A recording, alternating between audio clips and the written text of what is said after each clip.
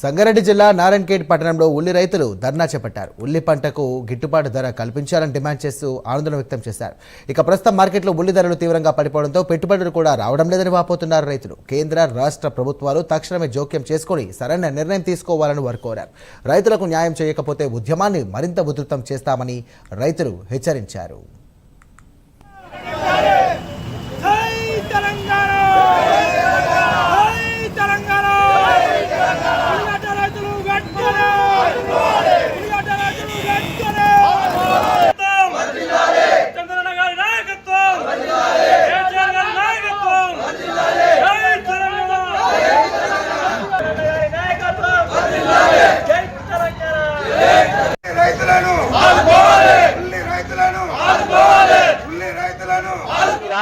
రాష్ట్రంలో ఉల్లిగడ్డ పండియాలంటే నానా కోశాలు పడుతున్న రైతులు మొదలే ఇక్కడ రైతులకు పెట్టుబడి లేక ఏదైతే రైతు బంధును అది కూడా వేయక ముందే వాళ్ళకి పంటలు పండకుండా ఎంతో కష్టపడ్డ రైతులు కష్టపడి సొంత పైసలు పెట్టుకొని ఉల్లిగడ్డ పండిస్తే దానికి మార్కెట్ కూడా ఎలాంటి ధర లేదు.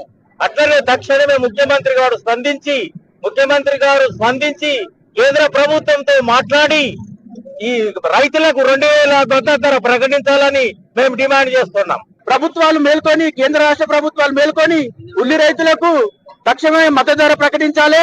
అట్లనే నారాయణఖేడ్ ప్రాంతంలో ఉన్నటువంటి రైతులకు ఈ గిడ్డంగులు, ఉల్లిగడ్డ యొక్క గిడ్డంగులు నిర్మించాలి.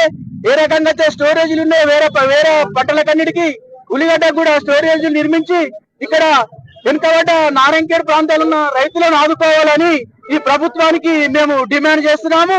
అదే విధంగా ఇక్కడ ఉన్న పేద రైతులందరూ ఆదుకొని నారాయణఖేడ్ ప్రాంతంలోనే కాకుండా తెలంగాణలో అన్ని ఉల్లిగడ్డ పండించిన రైతులకందరికి ఆదుకోవాలని మా డిమాండ్ తెలియజేస్తున్నాం.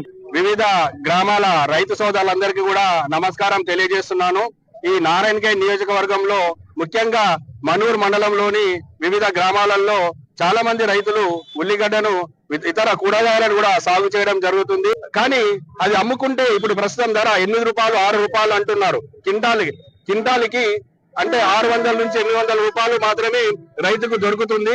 దాని వలన వాళ్ళు 1,00,000 రూపాయల పెట్టుబడి పెడితే ఇంచుమించు 60,000 రూపాయలు మాత్రమే వాళ్ళ చేతికి వచ్చే పరిస్థితి ఉంది. ఈ లెక్కన చూసుకుంటే 40,000 లాస్ ఒక ఎకరానికి ప్రతి రైతుకి ఉంది. కాబట్టి ప్రభుత్వమే తక్షణమే స్పందించి